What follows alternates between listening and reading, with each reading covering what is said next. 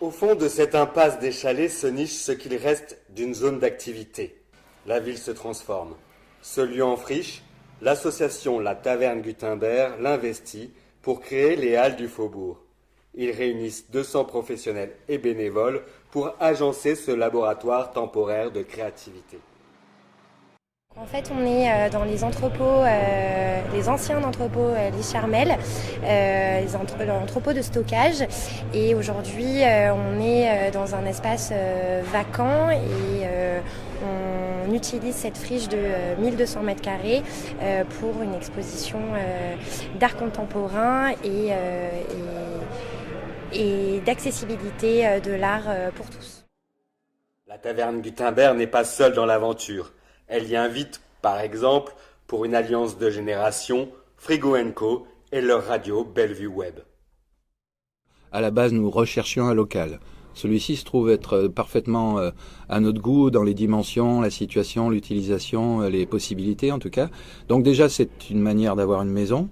Ensuite, effectivement, de collaborer avec cette taverne Gutenberg, dont nous aimons l'état d'esprit.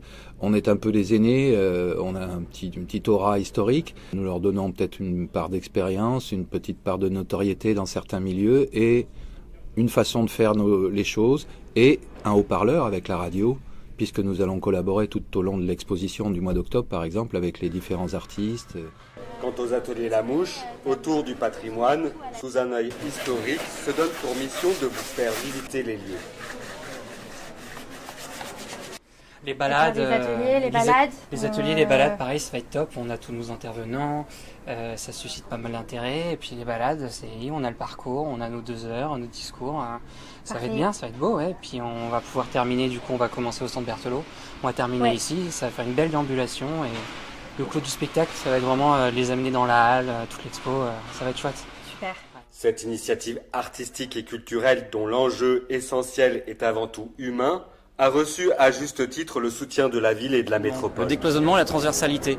Décloisonnement entre les générations, décloisonnement entre les pratiques et décloisonnement entre les lieux. C'est-à-dire qu'on n'est pas dans une institution, on est dans un lieu qui est dans un no man's land au départ, qui devient un lieu culturel pendant quelques mois et qui redeviendra autre chose derrière. Donc on est dans cette transition, on est dans ce décloisonnement des pratiques, décloisonnement des hommes et des femmes, décloisonnement des artistes. Donc on est vraiment dans le cœur de la culture et de la jeune création aujourd'hui. C'est un lieu changer d'histoire ici, et nous on aime bien conserver les histoires. Et c'est un lieu en plein devenir, et ceux qui viendront après écriront ce devenir. Donc c'est la ville comme on l'aime, c'est-à-dire que c'est la ville de demain qui se reconstruit sur un patrimoine ancien. La Taverne Gutenberg, Intermède, les ateliers La Mouche ainsi que l'école urbaine de Lyon se rassemblent donc autour de ce lieu provisoire, les Halles du Faubourg. Chaque association vous accueille autour de leur activité et vous propose l'exposition Les Nouveaux Sauvages du 5 octobre au 11 novembre.